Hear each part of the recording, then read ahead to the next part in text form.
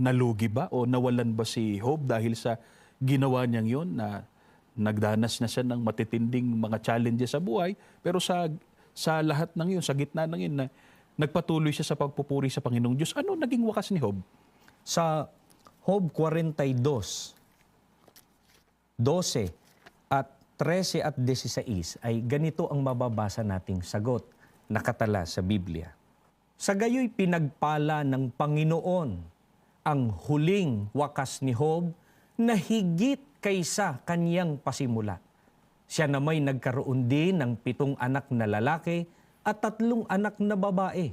At pagkatapos nito'y nabuhay si Job na 140 taon. At nakita niya ang kanyang mga anak at ang mga anak ng kanyang mga anak hanggang sa 4 na saling lahi. Kapatid na Christian at mga kaibigan, hindi po nalugi si Job. Sa halip, pinagpala, pinalitan ng Diyos ang nawala niyang kayamanan at mga anak at pinagkalooban pa siya ng mahabang buhay.